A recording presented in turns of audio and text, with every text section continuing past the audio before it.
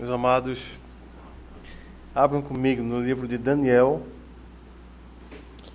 no capítulo 12. E com a graça de Deus, estamos concluindo mais esta mensagem, a exposição do livro de Daniel.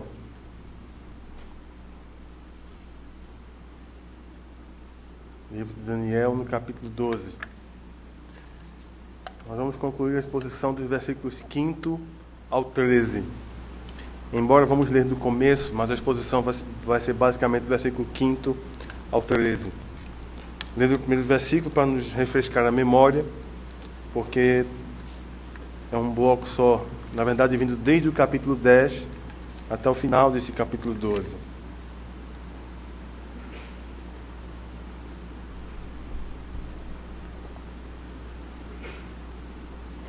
Eu quero que você leia comigo, vamos fazer uma leitura alternada. Nesse tempo se levantará Miguel, o grande príncipe, o defensor dos filhos do teu povo, e haverá tempo de angústia, qual nunca houve, desde que houve nação até aquele tempo. Mas naquele tempo será salvo o teu povo, todo aquele que for achado inscrito no livro.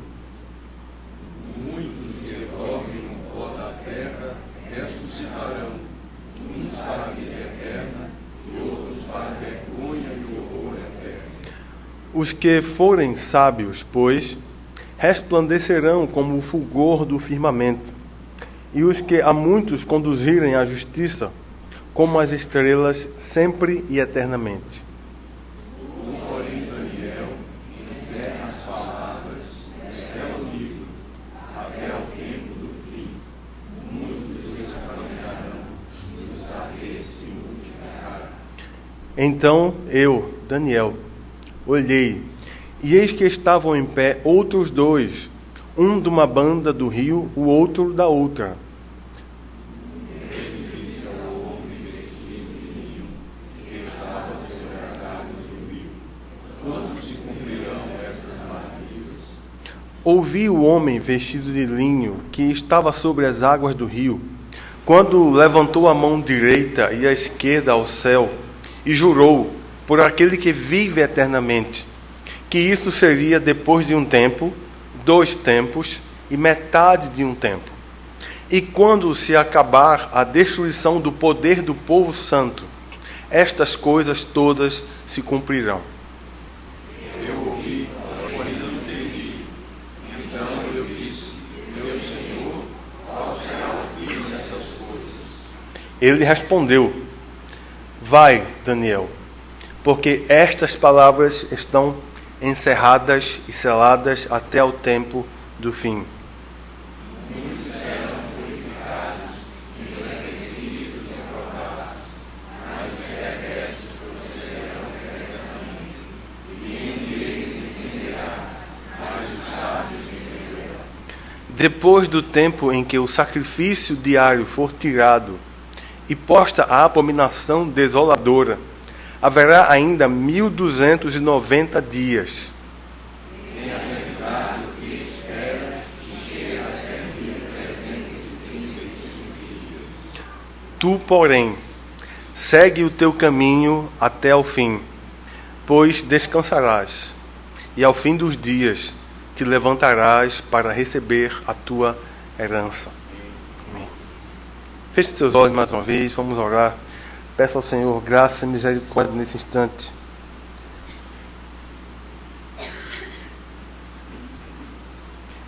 Querido Pai, Senhor Todo-Poderoso, estamos aqui mais uma vez diante da Tua presença e palavra, aguardando em Ti, somente em Ti, Senhor.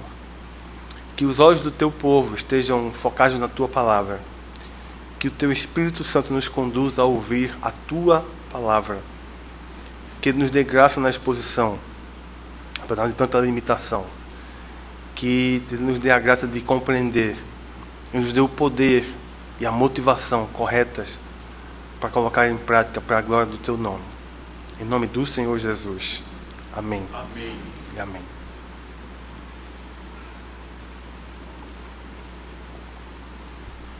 Os que têm acompanhado desde o começo, desde o primeiro capítulo, viram essa jornada aqui de Daniel e de seus amigos no período do cativeiro.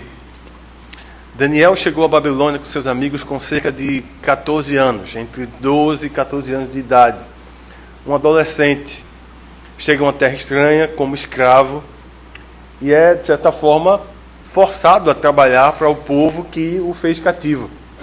Embora tenha recebido o melhor ensino da época, tenha tido a melhor estrutura para alguém se formar e trabalhar, ele estava numa terra que não era a dele. Estava numa terra que não era a sua.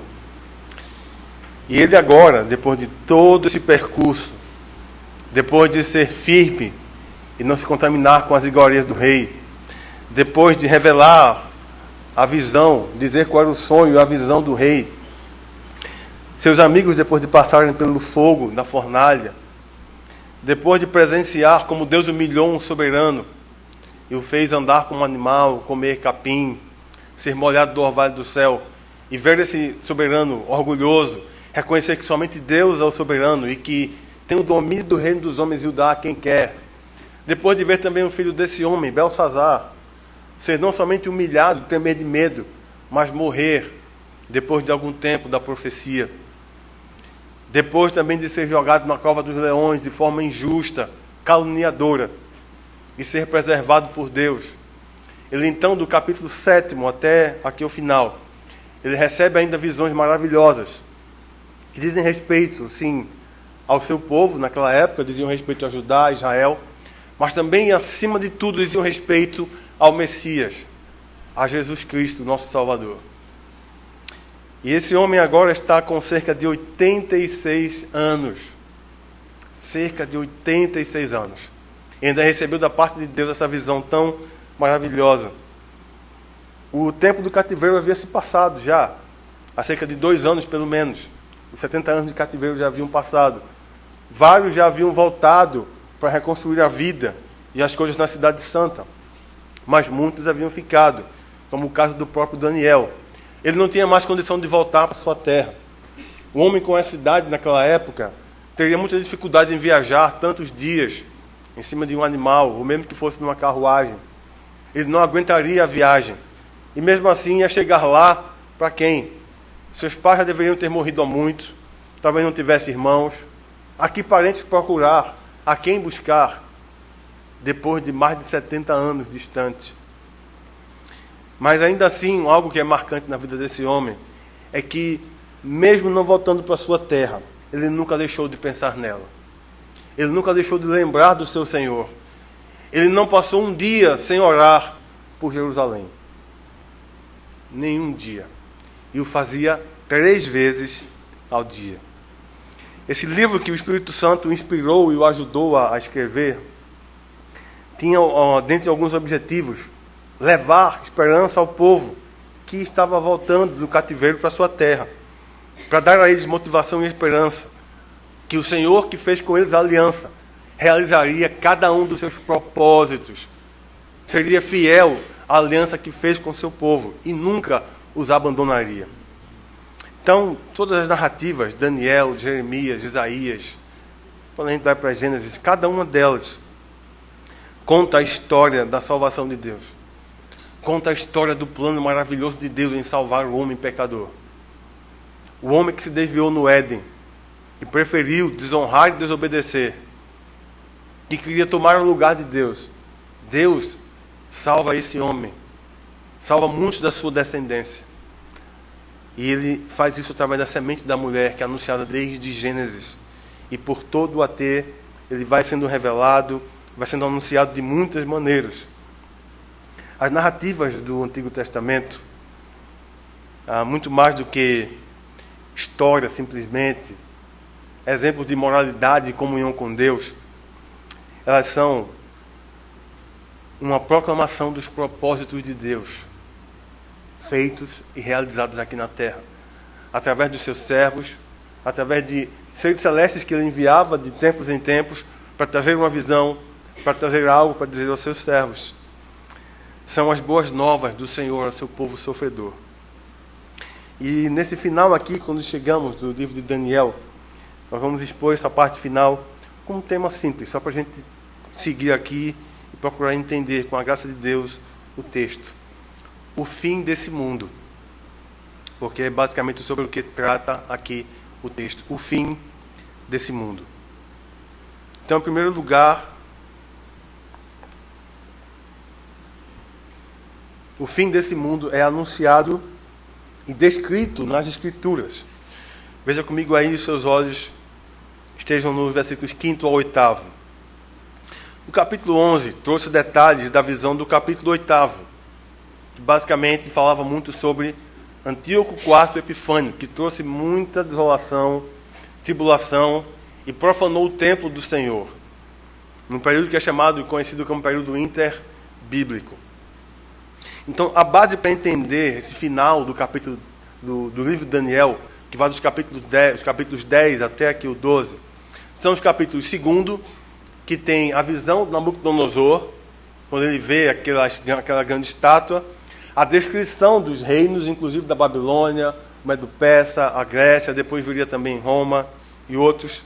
Depois, no 7º capítulo, outra alusão também a esses reinos e, acima de tudo, lembrando que na visão do capítulo 2º, ele vê Cristo, a pedrinha que vem sem auxílio de mãos humanas, e depois vai crescendo, se tornando como uma rocha, e passa como que por cima de todos aqueles reinos. E é um reino que é eterno, que não terá fim como esses outros reinos tiveram. E depois, no capítulo 7 também, fala que um príncipe viria, o príncipe, o servo do Senhor, o servo sofredor, o Messias viria.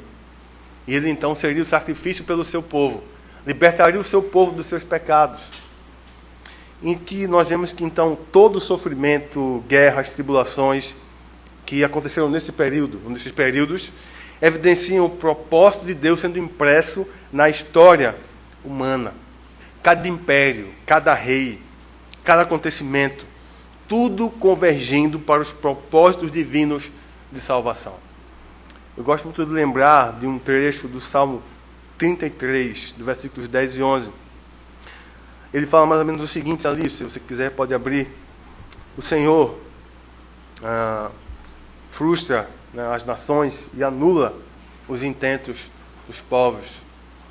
O desígnio do Senhor é que vão prevalecer, que vão durar para sempre.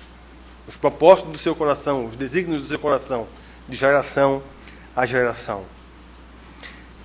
Neste capítulo aqui, o mensageiro continua falando para Daniel, continua trazendo a palavra do Senhor a ele.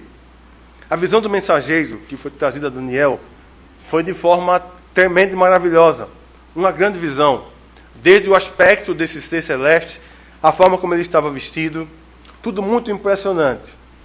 Mas o destaque aqui é a palavra, e não o ser que veio trazer, ou a forma como ele se apresentou. Mas a palavra é o destaque neste texto e na visão que veio a Daniel.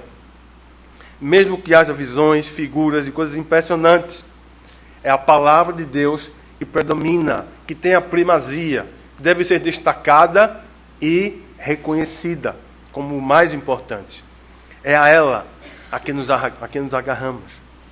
Nos versículos 5º e 6º, ele ouve o diálogo entre os seres celestes acerca do fim. Ele estava ali com um ser que veio, onde ele estava perto ali do rio Tigre, e depois outros dois seres também vêm agora e estão junto com este ser celeste que trouxe a palavra a Daniel. E aí há uma pergunta que acontece aqui, e um dos seres perguntou ao homem que estava vestido de linho: quando se cumprirão estas maravilhas? Ou seja, quando é que o Senhor vai aplicar o seu juízo sobre os ímpios e consumar a sua salvação aos seus sábios, aos seus santos? Esse é o ponto da pergunta do ser celeste ao homem que estava vestido de linho. E é claro que isso inclui também o tempo de angústia, a perseguição ao povo de Deus e a maravilhosa ressurreição dos mortos.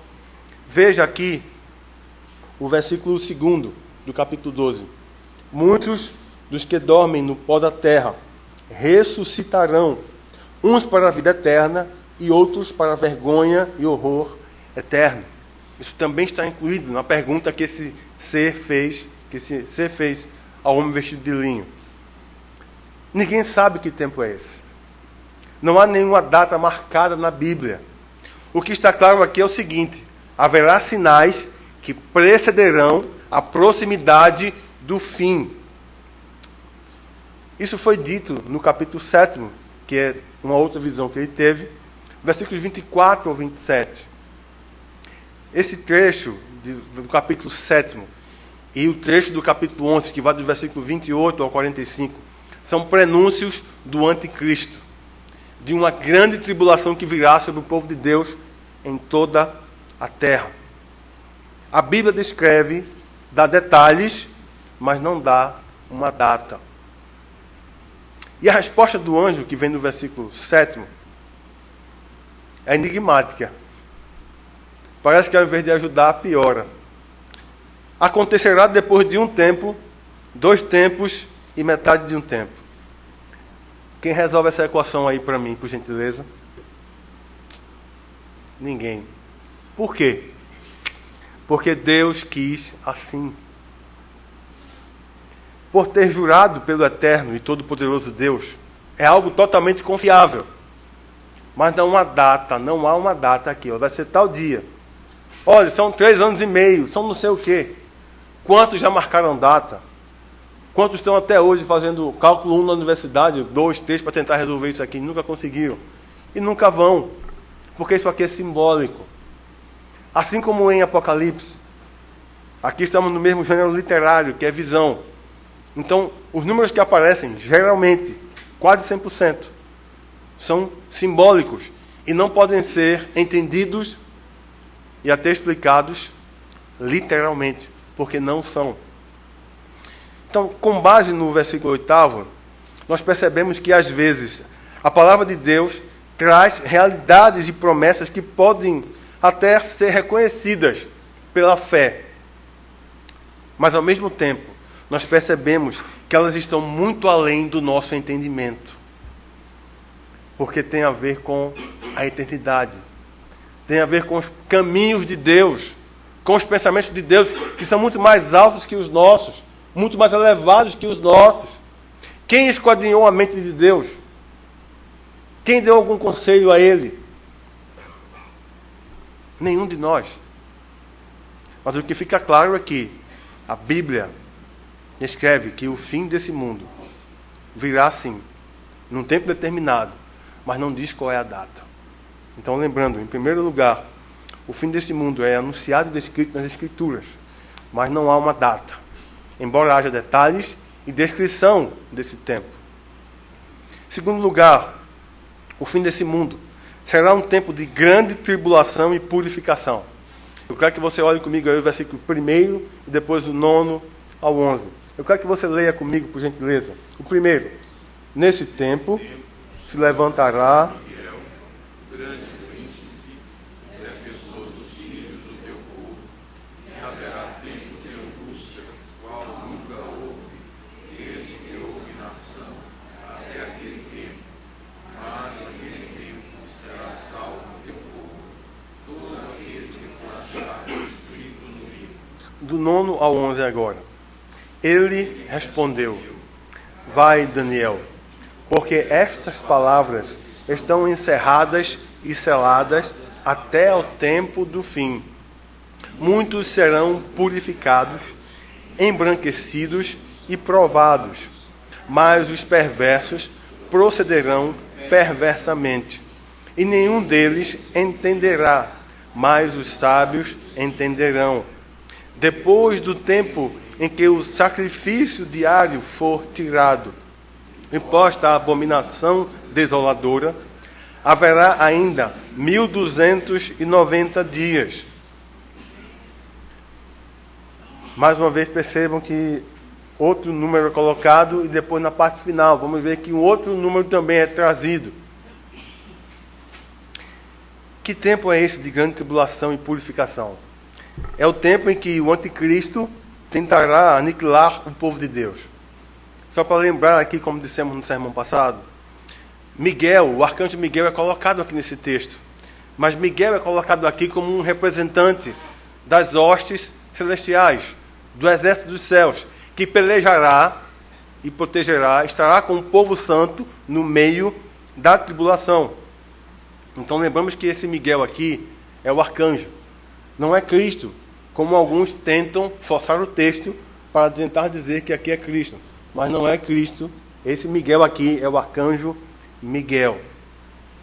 Então, será um tempo de grande angústia, guerras, perseguições contra o povo da aliança.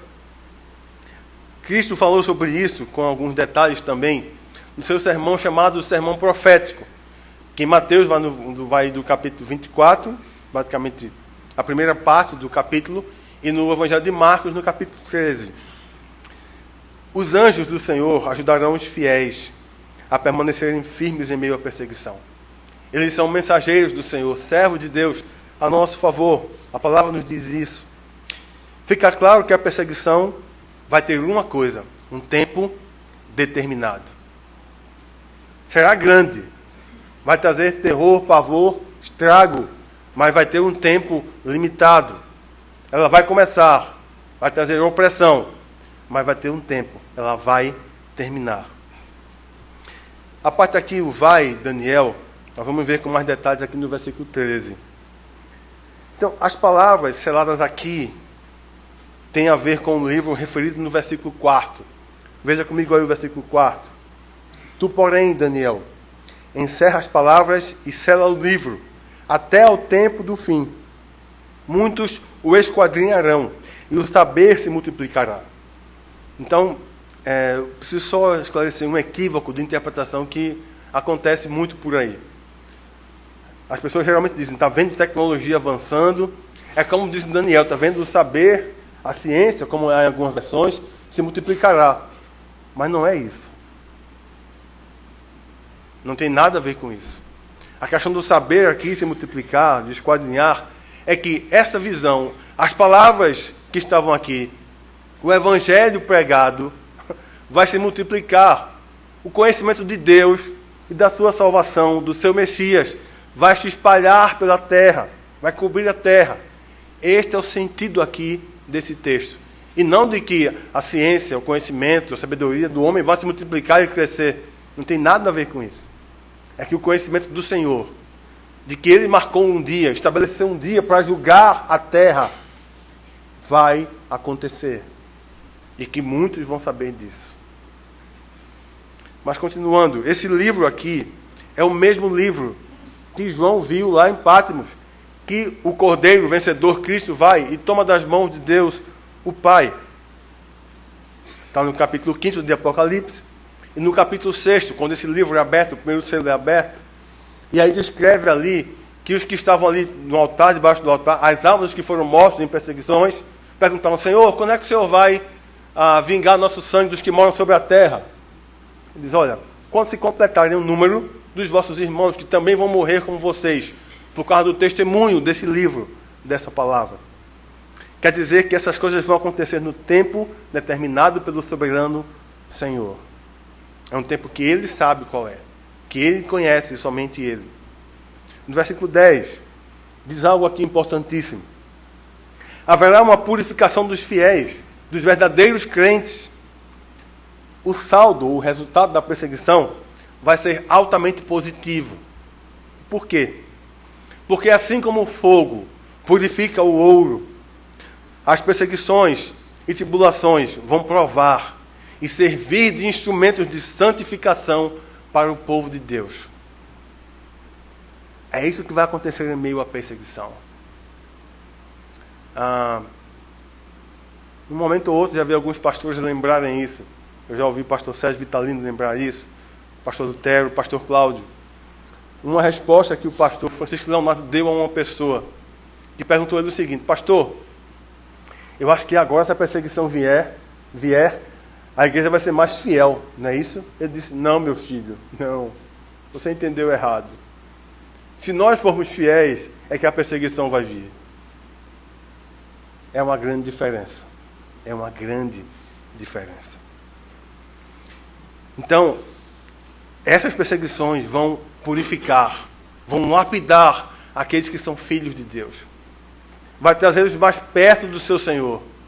Vai fazer com que eles sejam conformados ao seu Senhor e o imitem em seus sofrimentos. Mesmo em perseguição, sob risco de morte, vão ser fiéis. Vão adorar, vão fazer o que é correto diante de Deus, mesmo que precisem ir para a prisão ou até morrer. Mas eles não vão ceder. Vão ser purificados, vão ser lapidados. Os perversos, por sua vez, continuarão em suas perversidades. E elas vão crescer. Eles não entenderão o que está acontecendo. Por quê? Porque eles são cegos. Eles não têm a palavra de Deus como sua regra de fé e prática. Eles não vão entender. Eles não vão conhecer. Eles não vão discernir os tempos, os sinais dos tempos, na proximidade do fim desse mundo. Eles vão se alegrar com a perseguição aos cristãos, sem ter a mínima ideia de que o julgamento do Senhor estará às portas. Mas os crentes, os sábios, terão discernimento de tudo isso, porque a palavra de Deus é conhecida por eles.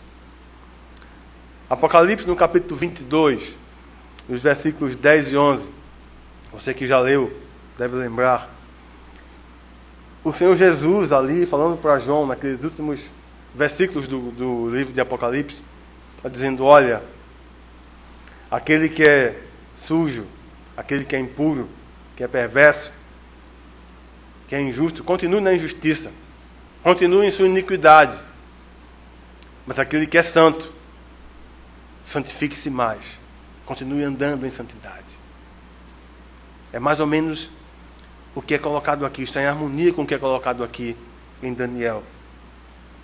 E chegando então aqui no versículo 11, ele fala sobre os sacrifícios no templo, lá em Jerusalém, que deixariam de ser feitos quando houve a dominação por Antíoco IV Epifânio. Ele chegou a profanar o templo, ele chegou a colocar uma guarda armada para impedir que os judeus entrassem para sacrificar e adorar ao Senhor. Ele chegou a sacrificar uma porca lá no templo, profanando o templo do Senhor. Mas lembramos que Deus tratou com ele. E esse homem morreu de um câncer terrível, que não houve a mínima condição de ser tratado. Ele morreu rapidamente. Então, aqui agora em terceiro lugar, eu quero que você veja comigo que o fim desse mundo também vai trazer algo importantíssimo. Vai trazer a herança da glória eterna. Versículos 12 e 13. Quero que você leia comigo novamente. Bem-aventurado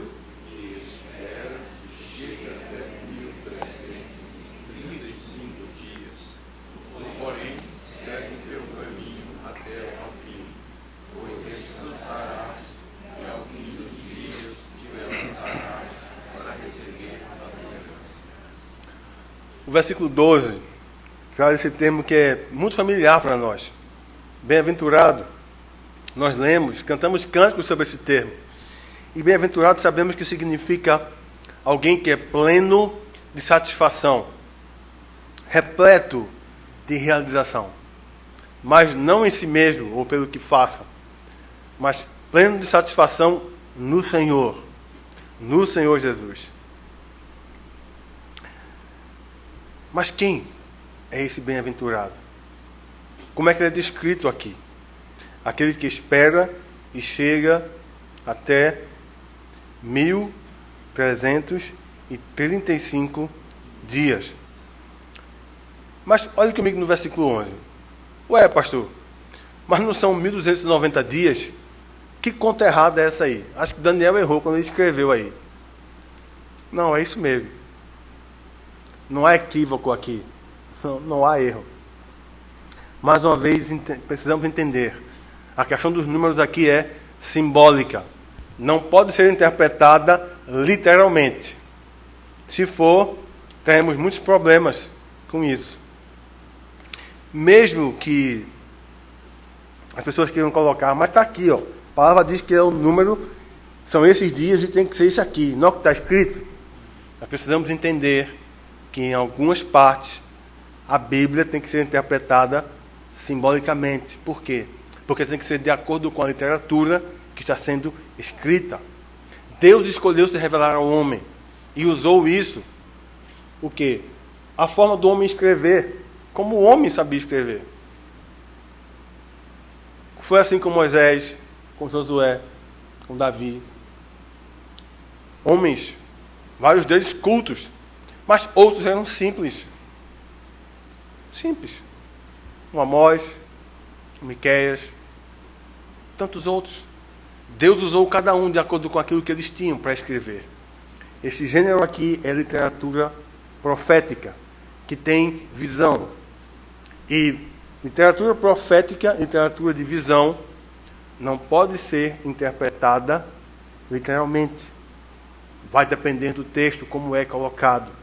Precisamos ter todo o cuidado aqui. O sentido aqui é o de perseverar até o fim, considerando que os números, nesta visão de Daniel, como em Apocalipse, são simbólicos. Mesmo quando os sinais da vinda de Cristo estiverem tão claros como água limpa, não podemos deixar de adorar, de viver para Ele e seguir firme até ouvir o som da trombeta. O bem-aventurado entrará e se assentará com Cristo em tronos para reinar e para julgar as nações. Receberá um novo nome. Será consolado de todas as suas angústias, tristezas e tribulações que passou aqui nesse mundo corrompido e caído. E receberá a coroa da vida, a herança prometida por Deus. E o anjo vem aqui e conclui dizendo a Daniel o seguinte: tu, porém, segue o teu caminho. Lembra que eu falei que o versículo 9 voltaria aqui? É a continuação, a ligação entre o versículo 9 e esse. Vai, Daniel. Como dizendo, olha, continue fazendo o que tem que fazer. Isso aqui vai se cumprir mais para frente, distante de você. Tu, porém, segue o teu caminho até o fim, Daniel. Pois descansarás. Descansarás e ao fim dos dias te levantarás para receber a tua herança.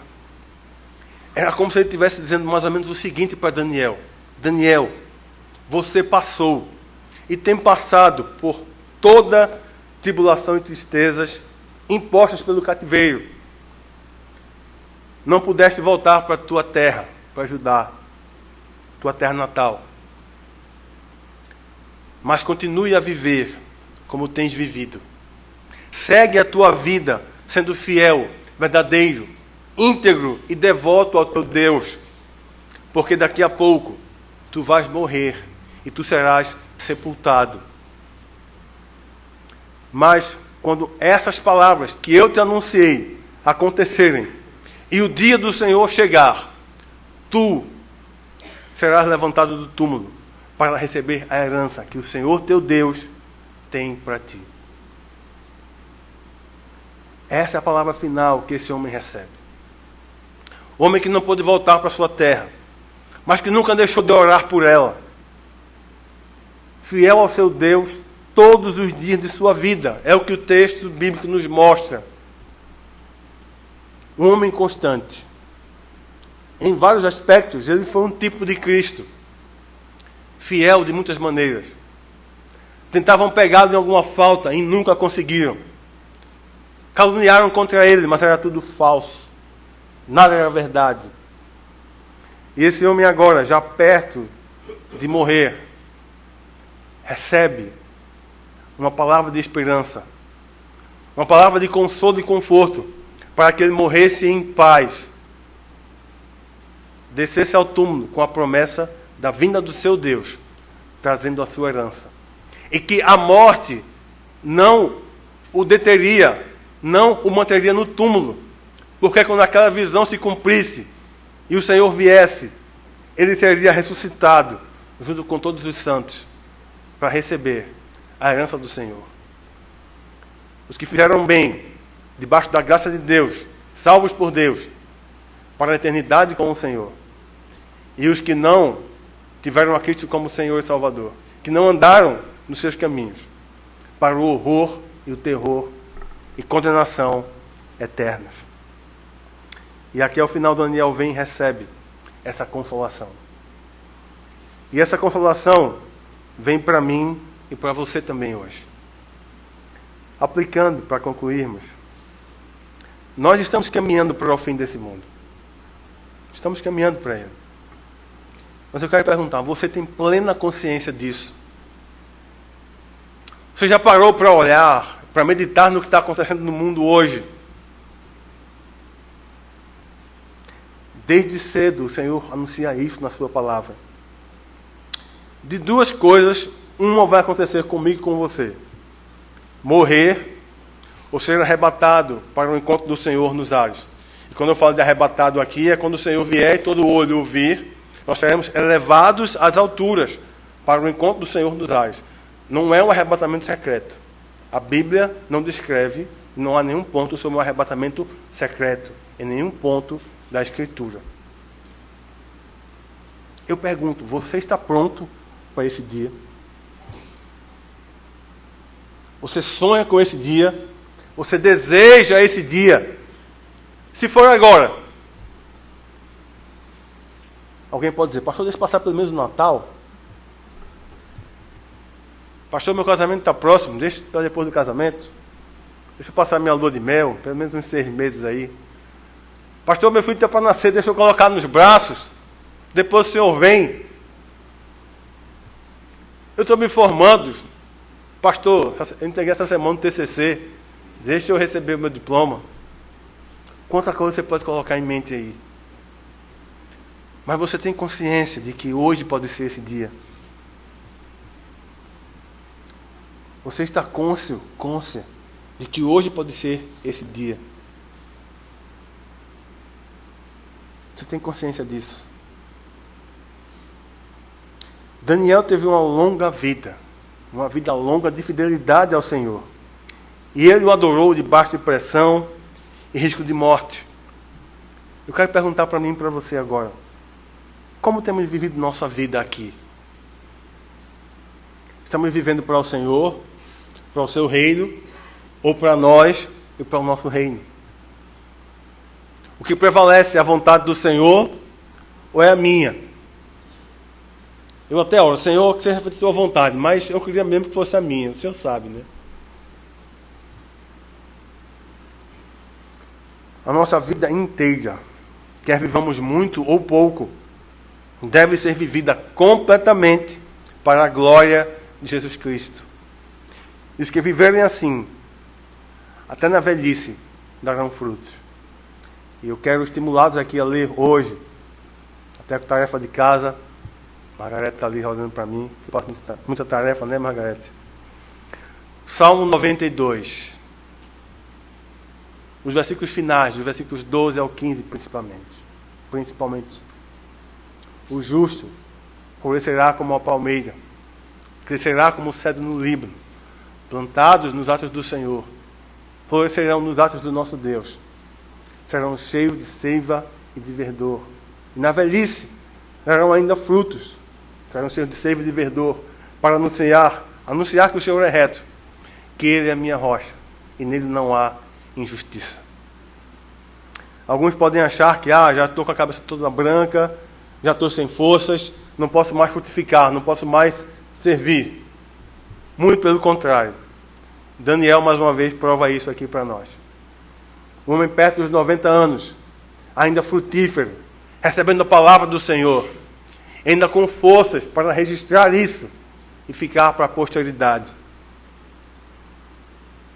Aos que vejo aqui de cabeça branca, aos idosos, sejam como Daniel,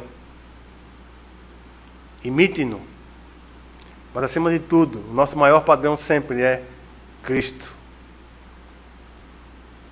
Viver como Cristo, nosso padrão e meta.